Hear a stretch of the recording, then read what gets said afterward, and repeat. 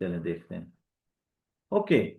तो वेक्टर का क्वेश्चन थोड़ा सा चैलेंजिंग होता है अगर आप इसके लेवल पे जाके इसकी तैयारी नहीं करते कि समझ नहीं आता है। अच्छा मैंने जो है ना वो क्वेश्चंस को वेक्टर को मैंने सिर्फ एक ही वे बताया, की पॉइंट है पाथ।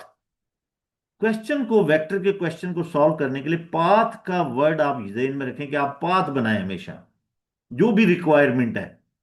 और सेकंड ये कि जो फाइंड करना, for example A B vector अगर आपने फाइंड करना है तो आप उसके ए पॉइंट फर्स्ट लेटर पे खड़े हो जाए जाके और अपना पाथ डिस्क्राइब करें। For example understand the question first clearly. In the diagram O A is parallel to B C. O A B C के पैरेलल है। पैरेलल का मतलब they are in the same directions. B C is three time of O A. O A जो है वो ए है, तो इसका थ्री टाइम है। इसका मतलब है यहां हम ए पुट कर दें तो this is three A. M is the mid point. Yes, A C का मिड पॉइंट है, यानी कि जो ए सी है उसका हाफ जो है ना ए एम होगा। क्या? Position vector of A. Position vector वो वेक्टर होता है जो ओ से स्टार्ट होता है। O A is A, O B is B, इस डायरेक्शन में। Find the position vector of M. हमें ये एम से पोजीशन वेक्टर, ओ से एम तक का जो है ना वेक्टर फाइंड करना है। ये व्हाट इज दिस? ये ओ एम हमने फाइंड करना है। O M, O M. आप ओ पे खड़े हो जाएं जाके, बस यही सिंपल तरीका वेक्टर के क्वेश्चन को सॉल्व, और अपना पाथ डिस्क्राइब करें। आपने ओ एम से जाना, ये तो डिस्क्राइब करना है ना, रिक्वायर्ड है। तो ओ से ए जाएंगे हम। सिंपल की है आपके पास, प्लस ए एम। ये ओ ए ऑलरेडी हाँ आपके पास है। A M is, A M is half of A C because the M is the mid point. A C का हाफ है। तो first you will find the A C in term of small A B. तो AC हम find कर लेते हैं यहां पे। एसी, आप ए पे खड़े हुए हैं, describe your path to AC.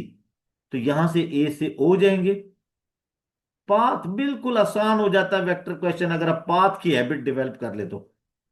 ए से ओ गए, ओ से बी एंड बी सी, ये आप सी पे पहुंच गए। अब ओ ए, ए है, ए ओ उसकी ऑपोजिट डायरेक्शन है, this is minus A. O भी सेम डायरेक्शन में है, B. B C is three A, it is already given here. So now simply this can be written as 3a minus a become 2a plus b. Put it here. This is half of this. A plus half 2a plus b in place of ac. Simplify it. A, ये 1/2 multiply होगा इसके साथ, 2 से cancel हो जाएगा। This multiply with this one and also with it. तो ये आपके पास a बनेगा ना, और ये हाफ b आ जाएगा। तो these are adding to A plus half B. This is answer. ये फाइनल आंसर है। तो वेक्टर्स के क्वेश्चंस के लिए देखें, ये वेक्टर्स के अंदर बहुत सारी सब कंटेंट्स आते हैं, वो मैं लेक्चर्स में आपके साथ डिस्कस करूंगा। तो लेकिन इसके लिए बस की पॉइंट ये है, वी आर एडिंग, ये एडिशन ऑफ वेक्टर्स हो रहा है ना सारा। हेड टू टेल रूल बन रहा है।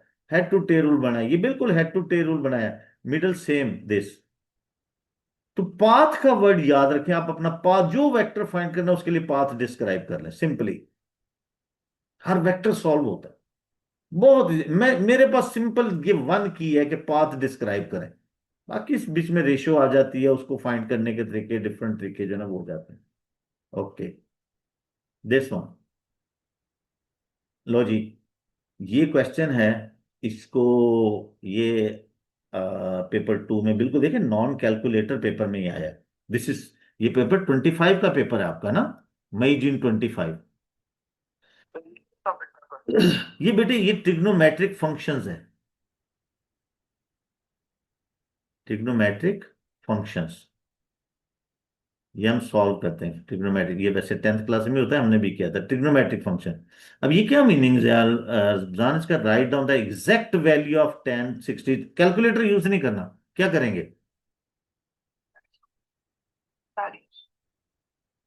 यस, वाई नॉट, बिल्कुल ठीक। Afzan, how you will find the value of this, कैसे करेंगे sir? Sir no idea. No idea, good. Atal, हाँ, आप क्या कहते हैं? कैलकुलेटर को हाथ सर नहीं लगाना आपने, हाँ। पता नहीं सर, आई डोंट नो। देखो बेटा, अभी जैसे आयला ने बताया कि कुछ मेमोराइज वैल्यूज हैं वो हमें याद रखनी पड़ेंगी। कैलकुलेटर के अलावा कुछ वैल्यूज पेट वैल्यूज होती हैं, एग्जैक्ट वैल्यूज होती हैं, वो टेबल मैं बना रहा हूं, उसको बना लें आप भी अपनी कॉपी पे। ठीक है। इसके अलावा क्वाड्रेंट की अंडरस्टैंडिंग भी आप कर लें।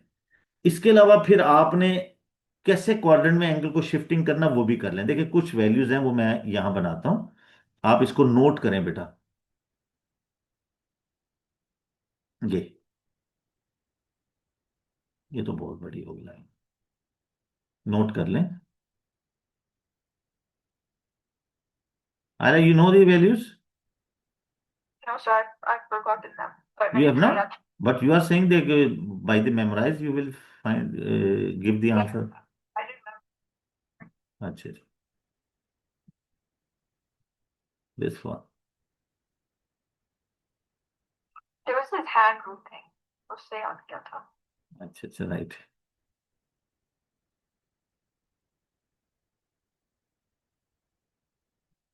मेरे पास यहाँ पे इस पे लैपटॉप पे थोड़ा सा निशान है, वो परेशान कर रहा है। This one. ये टेबल बनाए बेटा आप लोग।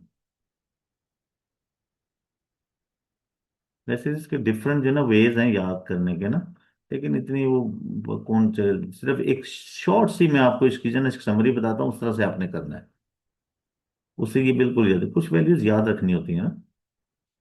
दिस इज थीटा, यहां साइन आएगा आपका, साइन, कॉस और टेन, इसको याद करना आपने बैठ के।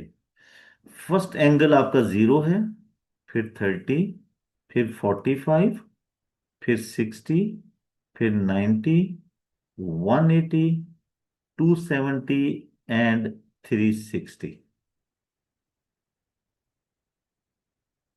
Yes,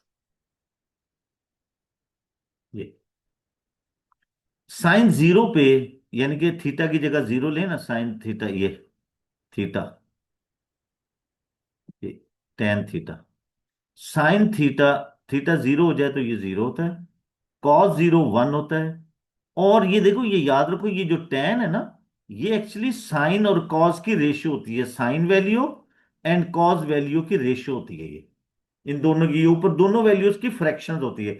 0 by something 0। अब tan 30, देखिए कुछ वैल्यूज विदाउट कैलकुलेटर आपको याद रखने की। tan 30, साइन 30 है। ये टेबल। बिल्कुल, ये इसका मैं याद करने का तरीका भी बता देता हूं आपको। इसको एक दो दफा करोगे आपको याद हो जाएगी ये, क्योंकि उसी से आती हैं। एक लाइन याद करो, बाकी तीनों खुद याद होती हैं, बाकी दो ना। साइन 30 1/2 होता है, cos 30 √3/2 होता है। ये वैल्यू याद है, बस ये दो वैल्यूज याद होनी चाहिए आपकी, बाकी सारी टेबल पे रखो। अब हाँ याद कर लो ये। वैसे तो इसको बनाया भी जा सकता है वो डिफरेंट जो है ना, लेकिन उतने वो फिर आपको जो है ना परेशान करेगी ना हर दफा ना, कि आप इतना बड़ा टेबल बनाए। इसकी मैं याद रखने का तरीका बताता हूँ, पहले मुझे बना लेने दें फिर मैं बताता हूँ को।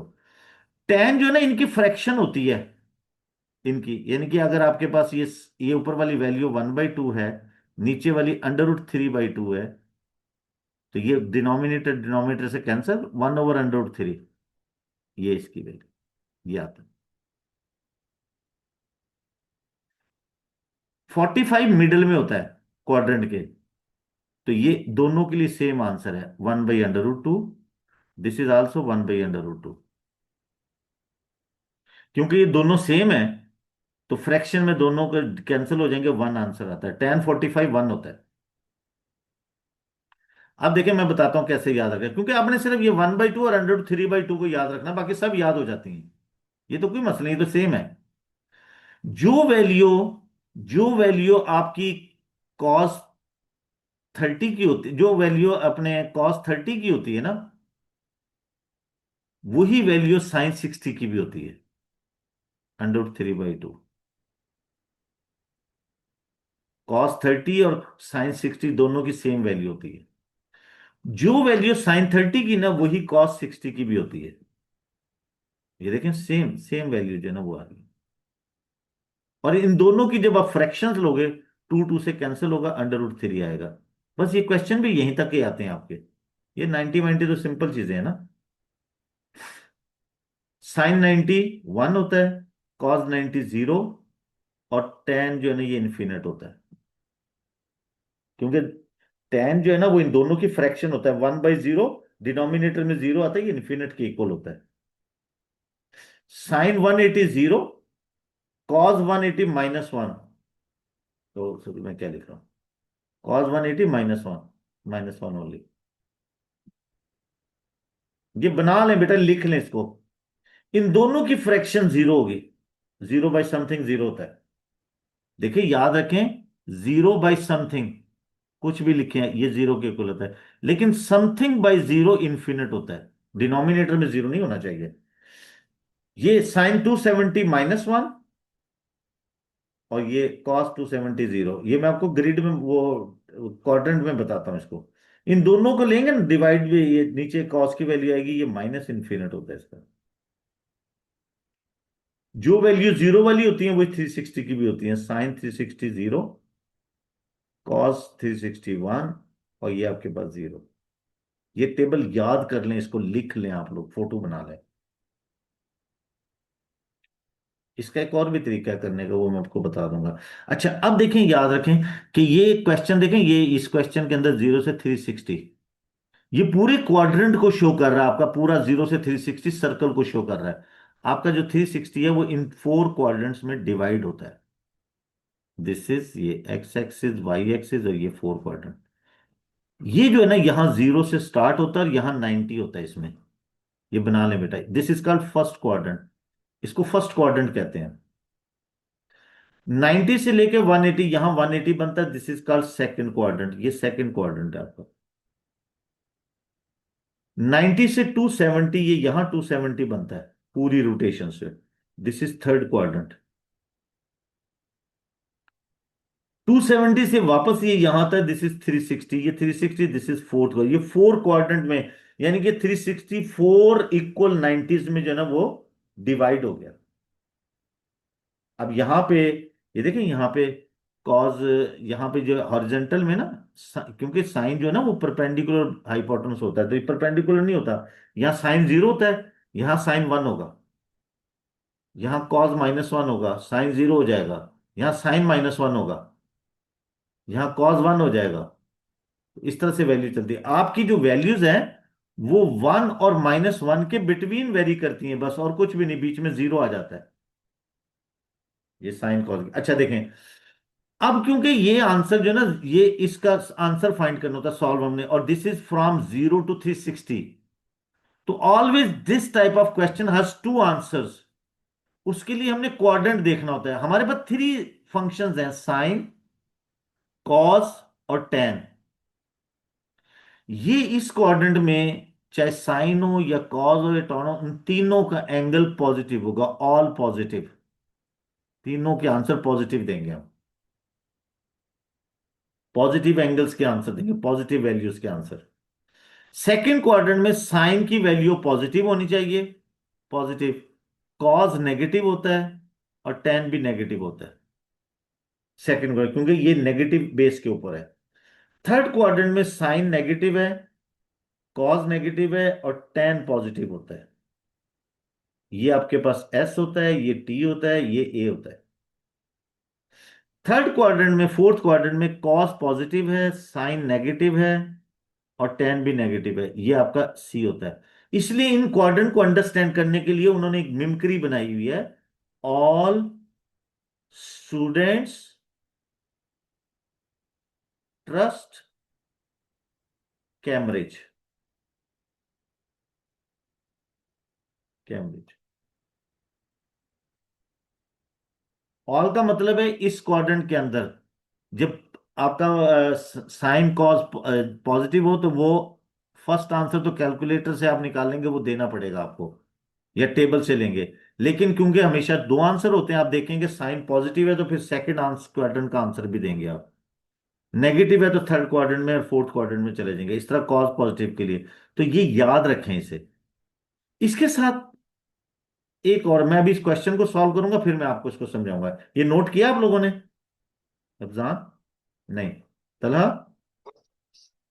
नहीं सर नहीं। ठीक है, फोटो ले लो, बाद में कर लेना। देखो सर हम, कसम से कुछ समझ नहीं आ रही सर। क्यों? सर ये नहीं समझ आ रही। मैं अभी सॉल्व करता हूँ, तो देखें मैं सॉल्व, ये टेबल बना लिया आपने? Yes sir. ठीक है, देखें। अब देखें, अभी अभी अभी आपके पास है, अब ये क्वेश्चन पूछ रहा है, बताएं कि जी tan 60 का क्या आंसर है। अब बताओ क्या आंसर है। ये टेबल याद होगा तो आप दे सकते हैं एग्जैक्ट आंसर।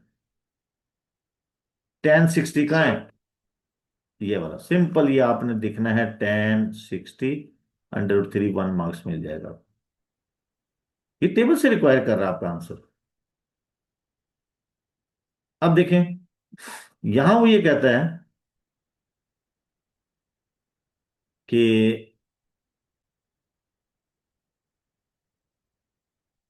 ये मैं आपको इसकी वो भी दे दूंगा। ये कहता है सॉल्व करें। सॉल्व का मतलब है साइन को सब्जेक्ट करना आपने। 0 से 360 का आंसर, इस वन को उधर ले जाएंगे। 2 sin x = 1। अब 2 से डिवाइड करें, 1/2। For which angle sine is 1/2, किस एंगल के लिए साइन 1/2 के इक्वल है? और ये पॉजिटिव है, देखिए साइन की वैल्यू पॉजिटिव आ रही है नेगेटिव आ रही है अफजान? या पॉजिटिव। पॉजिटिव है ना? साइन पॉजिटिव कहां होता है, किस किस क्वाड्रेंट होता है? अभी मैंने बनाया था ना, फर्स्ट एंड, फर्स्ट सेकंड। बस बस दो में, हमेशा दो में होगा, फर्स्ट में और सेकंड में। हमें ये दो आंसर देने, फर्स्ट के और सेकंड के। जो एक्यूट होगा वो तो फर्स्ट का होता है। अब मुझे बताएं साइन फॉर विच एंगल, इसे साइन इनवर्स भी कर सकते हैं, लेकिन हम कैलकुलेटर यूज नहीं करें ना, इस इनवर्स नहीं लिखेंगे। For which angle sine x, for which x it is 1/2। देखो यहाँ पे साइन 1/2 किस एंगल पे है? ये है ना साइन, किस एंगल पे? यस, एक्स की वैल्यू 30, ये तो फर्स्ट क्वाड्रेंट का एंगल है ना। सेकंड क्वाड्रेंट में भी आंसर पॉजिटिव होता है, वहां भी 1/2 होता है। तो उसके लिए क्या करेंगे, इसको 180 से माइनस कर देंगे, तो आपके आंसर आ जाएंगे। ये मैं ये लाइन लिख देता हूं, 150, ये दो आंसर होंगे। देखो, सर मुझे कैसे माइनस किया आपने? क्योंकि ये इसका जो आंसर है ना 1/2, ये 1/2 दो एंगल के लिए पॉसिबल है। एक साइन 30 के लिए और एक साइन 150 के लिए। जो आंसर एक्यूट के लिए पॉसिबल होता है वही आंसर उसके obtuse के लिए भी होता है। आप कैलकुलेटर पे चेक कर सकते हैं इसे। हमेशा जो भी ट्रिग्नोमेट्री के आंसर होते हैं वो ऑलवेज अपने ये पूरे 360 के अंदर टू एंगल्स के लिए पॉसिबिलिटीज होती है इसकी। ये फैक्ट है। यानी कि जो एंगल, जो आंसर 60 का होगा ना, वही एंगल यहां 120 का भी होगा। हमेशा टू एंगल पॉसिबल्स होंगे इसके। तो हम क्या करेंगे इसके लिए, जो इसके लिए जो भी आंसर साइन का आएगा ना, उसको 180 से माइनस कर देंगे, सेकंड क्वाड्रेंट में चले जाएंगे। क्योंकि मैं बता रहा हूं कि दो आंसर है, एक फर्स्ट में सेकंड में। तो सेकंड में क्या होगा, सेकंड में 180 होता है ना, 180, ये 180 यहाँ पे, उसमें से 360 माइनस, ये 30 माइनस कर देंगे। तो ये एक लाइन, थ्री लाइंस और लिख लें आप, कि जब आपके पास, बल्कि 4 लाइंस ना, ये 4 लाइंस आपने लिखी नहीं, लिखा ना ऊपर वाला, एंड मोर, वन मोर, कि जब आपके पास फर्स्ट क्वाड्रेंट होगा, फर्स्ट क्वाड्रेंट, ये नोट कर लो बेटा, तो सेम आंसर आएगा आपके पास, जो भी टेबल से आए या कैलकुलेटर से आए, सेम आंसर। यानी कि जब आपके पास, आप वैल्यू से जज करेंगे कि आपका आंसर फर्स्ट क्वाड्रेंट में, your answer lie in the first quadrant, तो आपके कैलकुलेटर और टेबल का आंसर वही आंसर होगा। Second, for the second quadrant you will always 180 minus x, वो जो एक्स की वैल्यू आ रही ना, वो आपने माइनस करनी है, अगर सेकंड क्वाड्रेंट आप जज करते हैं तो। For the third quadrant, third quadrant अगर आपका आंसर थर्ड क्वाड्रेंट के अंदर है, तो फिर आप 180 के अंदर, इसको याद रखना है, ये चीजें याद रखने वाली हैं। 180 में ऐड करेंगे, क्योंकि जब 180 होता है ना, थर्ड क्वाड्रेंट यहां है, तो 180 में समथिंग इज एडिंग, तो फिर लाइन यहां आ जाती है। इसी तरह से अगर फोर्थ क्वाड्रेंट होगा, आपका आंसर फोर्थ क्वाड्रेंट में आ रहा है, यानी कि कॉस पॉजिटिव है। कॉस पॉजिटिव फर्स्ट में होता है और फोर्थ में होता है। यानी कि यही वाला आंसर अगर cos x is equal to 1/2 होता, तो ये cos की वैल्यू पॉजिटिव है, पॉजिटिव फर्स्ट में होती है और फोर्थ में होती है, तो फिर इसका आंसर होता cos 1/2 कहाँ होता है? cos 1/2 होता है 160 पे, तो इसका आंसर 60 होता। और फोर्थ क्वाड्रेंट के लिए क्या करेंगे? 360 से माइनस करेंगे एक्स को। ये चार लाइनें लिख लें आप क्वाड्रेंट के लिए, 360 माइनस 60, तो चेक भी कर सकते 300, ये दो आंसर आएंगे इसके, 60 एंड 300, अगर कॉज हाफ आ गया तो। मैं इसकी प्रैक्टिस करवाऊंगा आपको बाद में ना, अभी अभी हम पेपर करेंगे ना, उसमें 4-5 क्वेश्चन, 4-5 क्वेश्चन इस टाइप के होंगे, तो आपकी प्रैक्टिस हो जाएगी। लेकिन आप ये टेबल लाजमी बनाए, ये चीजें फिर बार बार डिस्कस होंगी, ये क्वाड्रेंट और ये चीजें ना, लेकिन टेबल आपसे जो ना फौरन टेबल निकाले आंसर देखें आप। ये तो बेटा प्रैक्टिस से आएंगे, और कोई चीजें नहीं, आप 4-5 क्वेश्चन कर लेंगे, आपको याद हो जाएंगी चीजें, मुझे भी तो याद है। ठीक है ना? इसको बनाया भी जा सकता है, उसका तरीका वो छोड़े, वो खप्पू से काम का है ना, तो वो कौन फिर बार बार इस तरह बनाता रहे। याद रखेंगे दो वैल्यूज, √3/2 और 1/2 बस, बाकी तो सेम है, 1 0 0 आ रही है बस। ये तो आप एक दफा अपने, दो दफा अपने हाथ से लिखें पूरा टेबल, आपको याद हो जाएगा। ठीक है ना? तो ये अभी और क्वेश्चन करेंगे, जान आ जाएगा समझ आपको। ओके देखें, ये ये ये डिफरेंशिएशन हम बाद में पहले भी कर रहे थे, बिल्कुल अभी जो हमने कोऑर्डिनेट ज्योमेट्री का क्वेश्चन किया उसी तरह का है। पढ़े, देखें क्वेश्चन को आराम से पढ़ें आप ना। वो कहता है कि diagram shows the graph of y is equal to 3x-4, 3x-x3, ये क्यूबिक इक्वेशन है, ये उसका ग्राफ है, बना हुआ है, पास पेपर का क्वेश्चन है, 25 का है। इस टाइप के क्वेश्चन आते हैं, बहुत इजी होते हैं। देखिए ग्राफ जहां एक्स एक्सिस से क्रॉस करता है ना, वहां ये तो हमें पता है कि उसका y कोऑर्डिनेट 0 है। ये क्योंकि ओरिजिन से इसके तो दोनों पता है, मैं 0 0 है। ये यहां से पता नहीं एक्स क्या है, लेकिन y 0 है, ये तो हमें पता है। अब वो कहता है graph crosses the X axis at A O and B. Yes ठीक है, इंफॉर्मेशन दे रहा है। Turning point of the graph of P and Q, ये टर्निंग पॉइंट है, यहाँ पे डेरिवेटिव 0 होते हैं। Find the X coordinate of A and the coordinate B, A और बी के एक्स कोऑर्डिनेट, क्योंकि ये पॉइंट कर्व के ऊपर है, इस कर्व के ऊपर, तो इस कर्व के पॉइंट है, इसमें y की वैल्यू 0 पुट कर लें, क्योंकि इस पॉइंट पे, इस कोऑर्डिनेट, इस जगह पे y 0 होता है, तो 0 पुट कर लेंगे ना, 3x-x3, इसको सॉल्व कर लें x के लिए, क्या होगा भाई, x कॉमन ले लें, 3 - x², ये दो प्रोडक्ट है ना, ये x और ये, तो दोनों 0 के इक्वल होंगे, x इक्वल टू 0 और 3 - x² इक्वल टू 0, क्योंकि ये प्रोडक्ट है ना, ये और ये दोनों प्रोडक्ट हो रहे हैं, चाहे इधर लिखो इधर लिखे से क्या फर्क पड़ता है। तो ये तो x 0, ये तो सिंपल ये वाला आ गया ना, ये तो y 0 होगा इसके ऊपर, हमें तो x कोऑर्डिनेट है, ये वाली वैल्यू हमें सॉल्व करनी है, 3 - x² इक्वल टू 0। ठीक है जी, तो ये आपके पास x² को उधर ले जाओ, 3 = x² प्लस हो गया ना, taking square root on both side for the value of x। जब आप x स्क्वायर रूट लेते हैं हमेशा उसकी टू पॉसिबिलिटीज होती हैं, प्लस माइनस, ये स्क्वायर रूट से कैंसिल, तो x की वैल्यू आ जाएगी +-√3। ये दो वैल्यूज हैं, x = -√3 और x = +√3। अच्छा मुझे बताएं कि यहां कौन सा आएगा, +√3 -√3? क्यों मितलहा? हाँ क्योंकि लेफ्ट साइड है।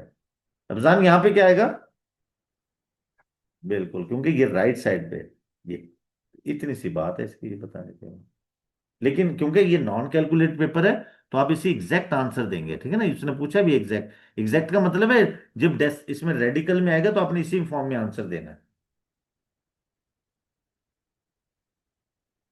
बेटे इसे पेपर को साथ लेके बैठोगे तो ये ज्यादा अच्छा समझ आएगा। अब डिफरेंशिएट, वही क्वेश्चन है, डिफरेंशिएट करना है।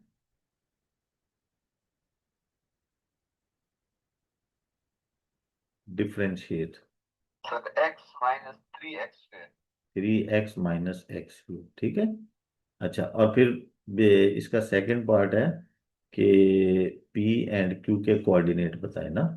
अच्छा, अब देखें ये आपके पास आ गया। चलो हम ग्राफ के पास चले जाते हैं। ये ग्राफ है आपका, ताकि हम सारी चीजें इसके सामने कर सकें ना, ग्राफ के सामने। ओके, आपको अब ये है आपके पास बी पार्ट के डिफरेंशिएट 3x - x³ इसको डेरिवेटिव ले क्या बनेगा भैया? 3x - x³ क्या बनता है? इसका डेरिवेटिव क्या होगा? x minus 3x square. No बेटा, इसका डेरिवेटिव लेता होगा, इसका डेरिवेटिव लेता होगा। चला, इसका डेरिवेटिव क्या होगा और इसका क्या होगा भाई? वो सर उसका आइला व्हाट विल बी इट? 3 है और उसके बाद है 3x square minus 3x square. -3x, ये अफजान ये होगा बेटा।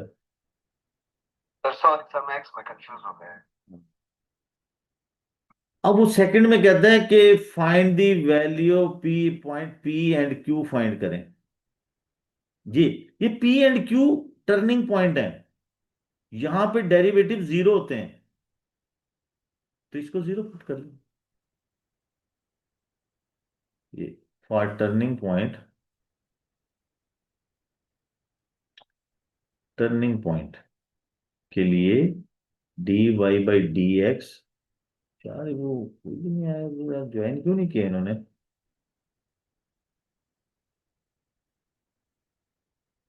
ये इक्वल टू जीरो, इसका मतलब है ये जीरो के इक्वल है। 3 - 3x के, ये ले जाए 3x इधर, 3x के इक्वल टू 3 प्लस हो गया ना, 3 से डिवाइड कर देंगे ना, this is equal to 1, taking square root on both side. ये स्क्वायर रूट से कैंसिल, अंडर रूट 1 का अंडर रूट 1 होता है ना, और +-2 साइन आएंगे लास्ट में। अब एक x आपका -1 है और एक x आपका +1 है, तो किसके पास प्लस होगा, किसके पास माइनस होगा भाई? पता लग रहा है? e के पास माइनस होगा. हाँ, क्यों विवधान, ठीक है ना, ये 1 होगा। तो पुट इन द इक्वेशन, ये हमें y कोऑर्डिनेट दे देगा, इसका यहां पुट कर दें। y की वैल्यू 3 -1 -1 3 पावर, दिस इज -3। ये -1 क्यूब के अंदर -1 ही रहेगा और इसको +1 करेगा, दिस इज -2। तो ये आपके पास -2 हो गया ये पॉइंट, बिल्कुल ये देख लो यहाँ पे -2 होगा इसके साथ y कोऑर्डिनेट। और for this y is equal to 3 1 -1³ this is 3 -1 this is 2, तो ये वैल्यू 2 आ गई। इस तरह से पी और क्यू के पॉइंट फाइंड कर सकते हैं।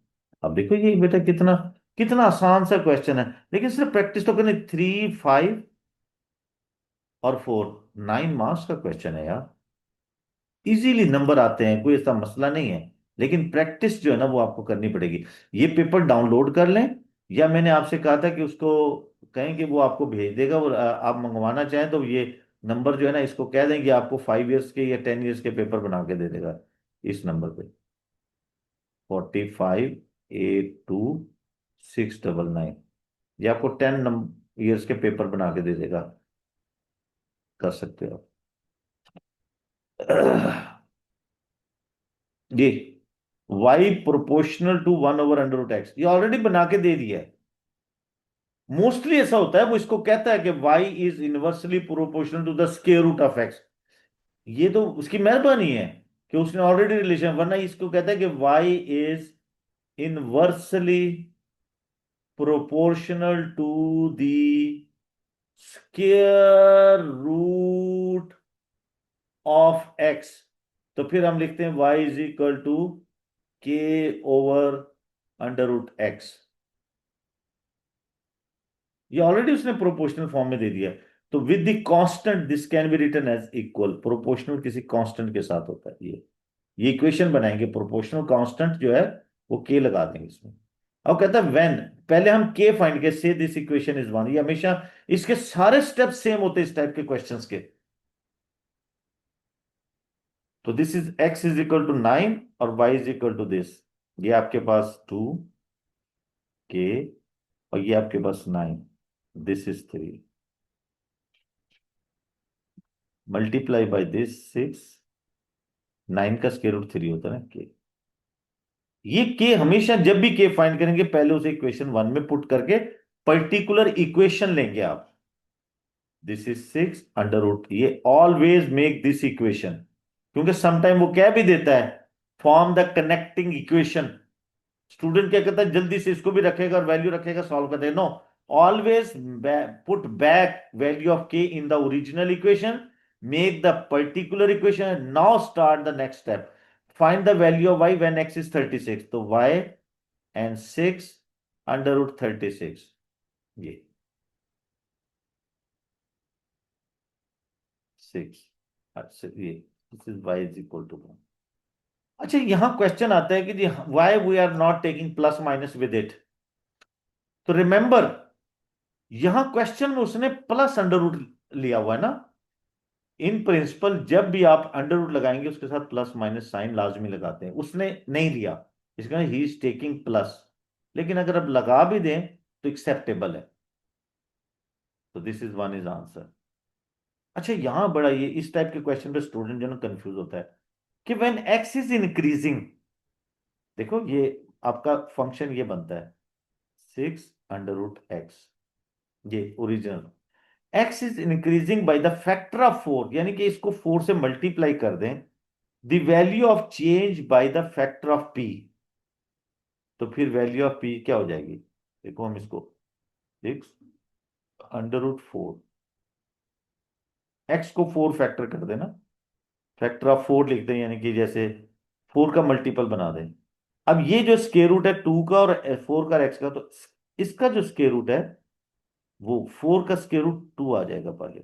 This is under root X. ये this can also be written as 1/2 into 6 under, ये तो वो ओरिजिनल ही है, दिस इज वाई। तो 1/2 y मीन के then y is half time of original y, ये इस y का हाफ टाइम हो जाएगा। तो this is value of p is half, 1/2 हो गया आपके पास। इसका मल्टीपल नीचे आ रहा है। तो बेटा ये आप एक दफा पेपर प्रिंट कर लें या मंगवा लें, अपने हाथ से करेंगे तो आपकी लर्निंग डे टू डे जो है ना वो इंक्रीज होती जाएगी। ये आपके पास अलजबरा है, नथिंग। क्रॉस मल्टीप्लीकेशन, भाई ये तो करने से ही आएंगे, और कोई तरीका नहीं है तलहा। ये these are cross, there LCM नहीं होता, एलसीएम प्लस माइनस के अंदर होता है।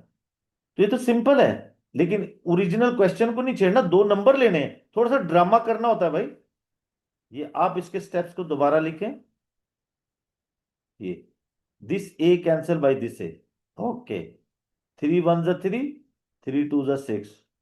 नाउ अब क्योंकि हमने ड्रामा, हमें 2 नंबर लेने, 2 स्टेप्स बनाएंगे, 5/2 मल्टीप्लाई बी ओवर 1। अब simply this can be written 5b/2, this is answer. Multiply हो रहा है ना, ऊपर वाले आपस में मल्टीप्लाई होंगे, नीचे वाले आपस में मल्टीप्लाई होंगे। दिस इज एक्सप्रेशंस, फ्रैक्शंस के ना, इसे क्रॉस मल्टीप्लीकेशन कर देते हैं या इनके डिनोमिनेटर को सेम कर लेते हैं। देखें ये